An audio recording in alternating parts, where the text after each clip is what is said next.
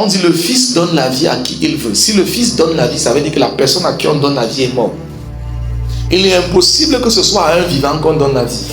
Donc un des ministères de Jésus concerne les personnes qui sont mortes. Donc une des grosses quêtes de ta vie consiste à connaître le domaine dans la vie où tu es prêt à mourir. Là où tu seras prêt à ce qu'on t'insulte. Si tu es footballeur, je vais passer directement pour que tu comprennes ça. Si c'est footballeur, si c'est commerçant, si c'est architecte, si c'est quoi, tu dois pouvoir arriver à un moment dans ta vie où tu dis je meurs pour ce projet-ci. Et c'est quand tu meurs pour ça que le Fils donne la vie. Vous n'avez pas bien compris. Amen. Donc si tu n'es pas prêt à aller mourir pour le Fils, il ne peut pas te donner la vie. Est-ce que tu comprends? Donc une personne qui n'aime ça, il y a certaines personnes qui entendent que je suis avocat par passion, j'aime ce que je fais. C'est-à-dire que la personne défend ce qu'elle fait au péril même de sa vie. Il y a certaines personnes qui sont journalistes et vous dites qu'on envoie quelqu'un aller en pleine guerre faire le reportage. Il est là avec le micro comme ça pendant que les missiles, les bombes, les armes à feu, il est là, il est en train de faire le métier de sa vie. Donc Dieu récompense les personnes qui ont découvert en eux quelque chose pour lesquelles ils sont prêts à mourir. Et quand tu découvres ça, Dieu peut te donner la vie. Mais Dieu ne peut pas donner la vie à quelqu'un qui vit.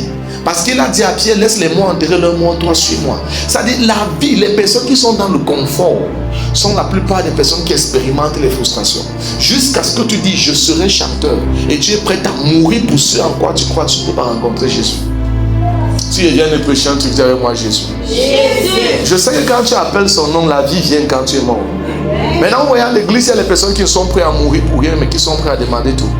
Et c'est là où il y a le contraste. Ça veut dire qu'ils ne sont pas prêts à se sacrifier pour quelque chose. Et ils sont là pour dire que Seigneur, je veux être ceci. Si tu ne peux pas être le libérateur de ta famille, si tu ne passes pas le puits.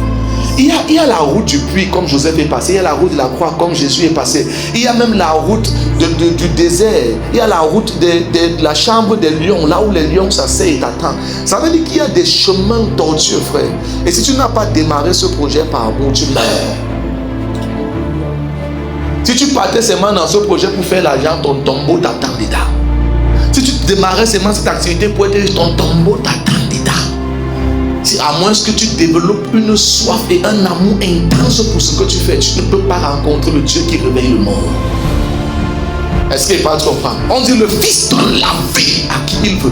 Quand on dit donne la vie, ça veut dire que la personne est d'abord morte. C'est-à-dire que si ce n'est pas une personne, si la personne n'a pas expérimenté une phase de mort, la personne ne peut pas expérimenter la vie.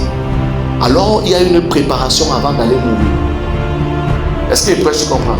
Donc toute personne doit d'abord, c'est comme quand on dit que si on dit que la guerre commence, les militaires doivent se préparer avant le combat. Quand on dit que les examens, les BPC, les bacs, les probatoires, les licences, les DUT, les DEC, les business, tout ça là, les gens se préparent. Test de langue pour aller aux États-Unis, au Canada, les gens se préparent. Ça veut dire qu'avant toute compétition, il faut une préparation. Il y a une puissance de la préparation. Alléluia. Et pourquoi on se prépare avant d'aller compétir? Parce qu'on va jouer notre vie là-bas. Est-ce que tu comprends?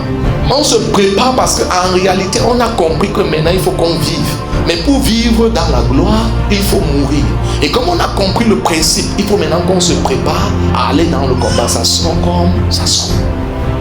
Gloire à Jésus. C'est la raison pour laquelle un jour, je me rappelle, on était en train de faire une recherche d'emploi. Et dans le temps, je travaillais à Yassa, dans ma forte persécution. Et j'étais assis là, il y a un enfant qui est venu. Ils ont déposé tous leur CV, leur papier. Et quand ils déposaient, je prenais le CV de celui-ci, je l'appelle, je regarde, il est informaticien. Et quand on a fini, je finissais et je remettais pour chacun que lui il parle. Le boss va t'appeler, si tu es retenu, le boss va vous appeler. Si vous êtes retenu, si vous n'êtes pas retenu, le boss va vous appeler. On a remis pour tout le monde. Il y avait un jeune en particulier qui était assis dans la salle. Quand j'ai fini le travail à 17h, 18h, je sortais, je regarde le type, il était assis. Il dit, mais tu ne rentres pas? Il dit, non, il ne peut pas rentrer. Il dit, pourquoi? Il dit que ceux qui sont rentrés, ils ont les alternatives. Moi, c'est le seul travail que j'attends pour payer mon loyer. Que le boss là soit, vienne me trouver ici. Alléluia. I'm speaking to you, son papa. Glory be to God. Et quand j'ai fait comme ça, il m'a dit que non, le boss va te gronder. Oh. Et il a dit que s'il veut, il gronde. Et le jour là, le boss n'était pas là. Il est resté là-bas. Après, le vigile a fermé, on l'a mis dehors. J'ai fait un fermé avec lui. Le lendemain, à 7h30, il était là. Le lendemain, 6h20, il était là. Jusqu'à un jour, il rencontre un monsieur qui descend de la voiture, c'était le boss.